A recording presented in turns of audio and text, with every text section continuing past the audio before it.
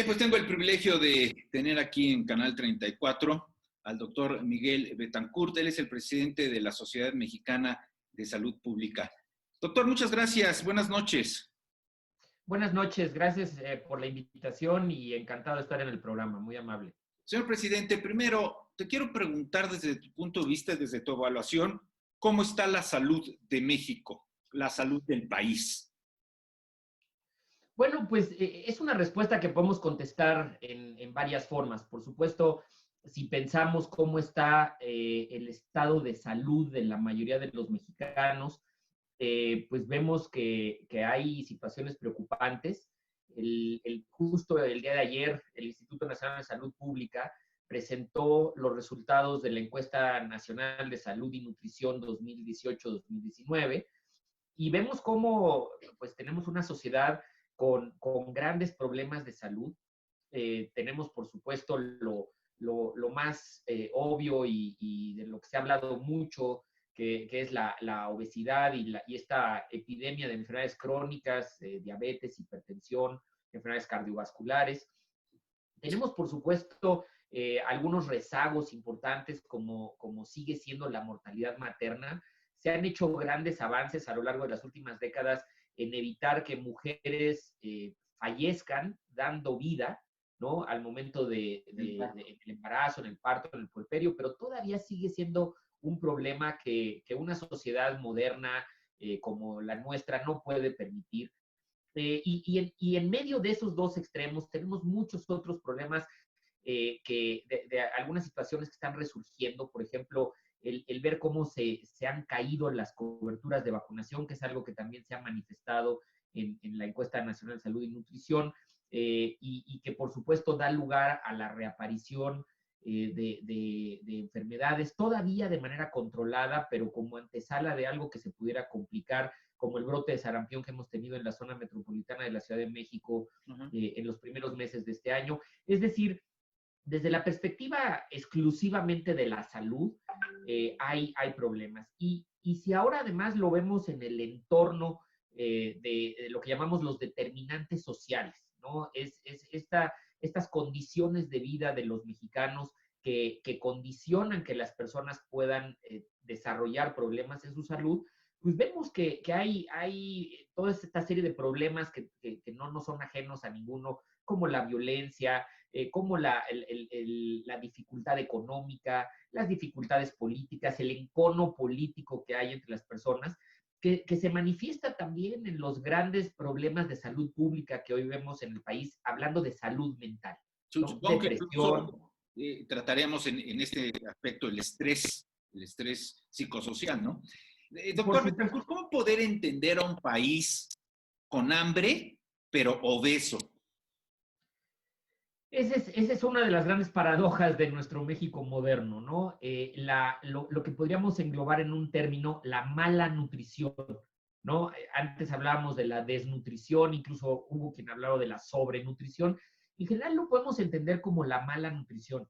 Fíjate que hace unos 20 años leía yo un estudio que se hizo en Inglaterra, que los niños en las escuelas del Reino Unido a principios de este milenio tenían un peor aporte calórico que los niños que vivieron durante la época de racionamiento en la Segunda Guerra Mundial. Fíjate nada más qué situación tan terrible. Y es algo parecido a lo que vivimos en México, que también tiene todas estas dinámicas sociales, más allá de que si la promoción de los alimentos ricos en calorías, ricos en grasas, que por supuesto son malos y que por supuesto hay que controlar, hay que limitar la venta indiscriminada en las escuelas, etcétera. Pero también está la facilidad de acceso, ¿no? Que va de la mano con los problemas económicos y con los problemas de vivir en un país desordenado, en un país en el que siempre andamos en prisas, en el que hay tráfico, en el que tenemos sistemas de transporte público que no son los mejores. Entonces, eso expone a la gente a la necesidad de comer mal, ¿no?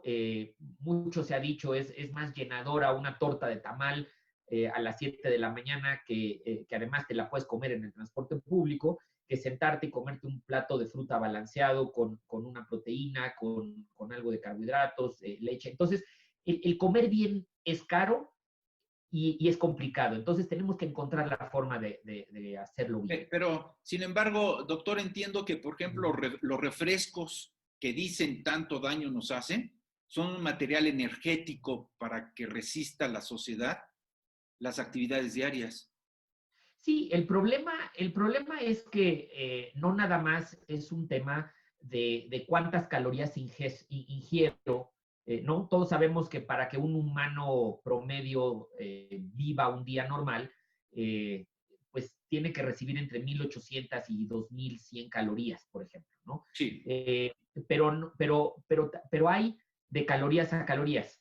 Hay carbohidratos buenos y carbohidratos malos. El cuerpo no debe recibir, por decir algo, que nos levantáramos en la mañana y nos echáramos una cápsula de 1,800 calorías. No, el cuerpo tiene que tener la recepción, la ingesta de alimentos a lo largo del día con un balance adecuado de cuántas calorías llegan por las proteínas, cuántas llegan por los carbohidratos, cuántas llegan por las grasas. Y además, hay un término que no entraría yo en mucho detalle técnico, pero que se llama el índice glucémico, ¿no? Que es qué tan rápido la ingesta de un azúcar me dispara los niveles de azúcar en la sangre. Entonces, por ejemplo, hay azúcares con fibra, como las de los cereales integrales, que hacen que el azúcar vaya subiendo despacito en la sangre después de que yo como el alimento, y eso le permite al organismo liberar la insulina necesaria para que ese azúcar se aproveche en forma de energía, ¿no? Y en cambio, si yo me tomo un trago de refresco y me aviento esa carga de caloría, o en general las azúcares refinadas, los caramelos, los dulces, las azúcares blancas, eso, ¡pum!, es un disparo de azúcar que el cuerpo no puede manejar. Y entonces, ¿el cuerpo qué hace? Lo almacena en forma de grasa, y además vienen todos estos desequilibrios metabólicos que dan lugar a la obesidad, que dan lugar a la diabetes. Entonces, no es nada más cantidad, sino calidad y además el factor tiempo a lo largo del día. Y en el factor salud pública, ¿cómo nos hemos portado como sociedad ante la pandemia? Hablo del coronavirus, por supuesto. Bueno, pues mira, la pandemia desde la perspectiva de salud pública ha sido, y déjenme ponerlo en unos términos que pueden ser extraños, pero ha sido útil porque ha puesto en evidencia grandes fallas y grandes carencias en nuestro sistema de salud pública. Ha habido, por supuesto, cualquier emergencia, cualquier pandemia de esta naturaleza lo haría, ¿no? Ningún sistema de salud en el mundo, ningún país está preparado al 100% para enfrentar una emergencia de esta magnitud, y lo hemos visto en Europa, lo hemos visto en Asia, lo hemos visto aquí en nuestros vecinos del norte. Entonces, es una realidad que siempre una emergencia te va a retar el sistema. Pero nos damos cuenta de que nuestro sistema está frágil, ¿no? Así como lo vimos también con nuestra economía, ¿no? Como los mecanismos de contención, los mecanismos de amortiguación no han sido los adecuados, y hoy nos enfrentamos a situaciones como alta letalidad en hospitales. ¿Eso qué quiere decir? Que a pesar de que tenemos muy buenos especialistas, tenemos profesionales de la salud de primer nivel, de clase mundial, pero no basta con eso. Necesitas hospitales, necesitas camas, necesitas equipo, necesitas medicamentos, ¿no? Todo este problema que hemos escuchado de los niños con cáncer, necesitas las cadenas y los mecanismos de distribución de los insumos a lo largo y ancho del país. Es decir, hemos visto cómo, insisto, si esta epidemia pone en jaque a cualquier sistema de salud, un sistema de salud en crisis como el mexicano, pues sufre más, ¿no? Entonces, justo la pandemia llegó cuando estábamos empezando con el INSABI, sin reglas de operación, sin un presupuesto finalmente autorizado, con diferentes mensajes en cuanto a lo que la autoridad quiere hacer en salud pública. Entonces, realmente ha sido un ejercicio que ha puesto de manifiesto las carencias del sistema de salud pública. Y podríamos aspirar en breve, después de casi un año, podríamos aspirar en breve, Miguel, a regresar a la normalidad. Nos vamos a entender a una nueva dinámica de cómo comportarnos en espectáculos públicos, en estadios, en reuniones, en mercados, en transporte público. Lo vamos a poder hacer porque ya se habla de una efectividad del 90% en una vacuna. Todavía está en experimentación, todavía está a prueba. Pero ¿podríamos regresar a lo de antes? Sí, por supuesto. Mira, hoy hay una treintena de vacunas que están en proceso de desarrollo. Esperamos que en los próximos meses vayan ya llegando al nivel de aprobación estas vacunas, y eso nos permita entonces empezar a proteger a la gente y que la gente pueda regresar con cierta seguridad a una cierta normalidad. Sin embargo, hay que poner las cosas muy en claro. Esto no va a ser pronto, ¿no? Sí. Estamos hablando de 6 meses en adelante. No va a ser para todos. El gobierno tendrá que hacer los ejercicios de priorización para ver a quiénes les va a dar la vacuna primero. Han hablado, por supuesto, del personal de salud, han hablado de las personas con vulnerabilidad, sobre todo adultos mayores y enfermos crónicos. Entonces, esto va a ser un proceso que a lo mejor nos va a tardar 2, 3 años incluso, ¿no? Y eso suponiendo que todas las vacunas vayan funcionando, que no haya problema en las cadenas de suministro, que no haya de pronto un embargo de un país que diga ni nada, ¿no? Toda la vacuna que yo produzco me la quedo.